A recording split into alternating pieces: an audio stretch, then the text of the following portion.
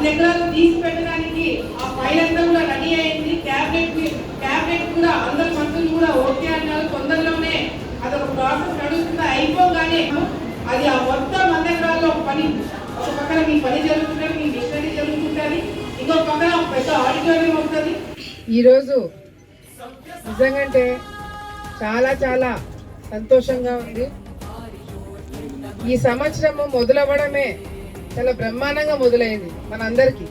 ఇప్పుడు MSME park మన ఆలగడ్డ ప్రాంతంలో ఈరోజు భూమి పూజ చేయడము, దీనికి కావాల్సిన భూమి ప్రభుత్వం దగ్గర నుంచి వెంటనే అధికారులు మనకి హ్యాండ్ ఓవర్ చేయడము, దీనివల్ల ఎంతో మంది పరిశ్రమలు పెట్టుకోవాలనుకున్న వాళ్ళు కానీ ఇప్పుడు ప్రభుత్వం తరపు నుంచి వాళ్ళకి భూమి ఇప్పిస్తామని ఎన్నికలకు ముందు చెప్పిన మాట ప్రకారం ఈరోజు భూమి శిల్ప కళాకారులతో పాటు ఇంకా ఎవరైనా ఆలగడ్డ ప్రాంతంలో వ్యాపారాలు చేయాలన్నా పరిశ్రమలు పెట్టాలన్నా వాళ్ళకి ప్రభుత్వం తరపు నుంచి భూమి ఇప్పించడం అనేది నిజంగా మన ప్రాంతంలో ఈ పరిశ్రమలు వస్తే ఎవరికి ఉద్యోగాలు వచ్చేది?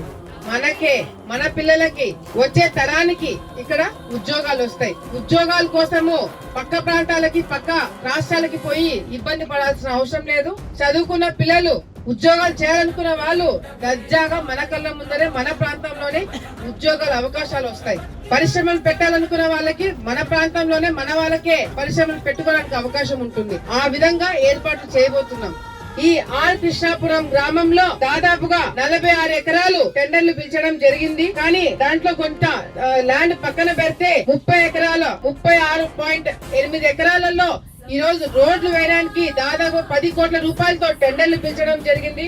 రోడ్లు వేయడానికి టెండర్లు పిలిచడం జరిగింది. మరొక 10 కోట్ల రూపాయలతో ఎలక్ట్రికల్ వర్క్, మన వాటర్ సప్లై దానికి కూడా తొందరలోనే దానికి కూడా టెండర్లు పిలుస్తారని చెప్పి కూడా సందర్భంగా మీ అందరు కూడా తెలియజేసుకుంటూ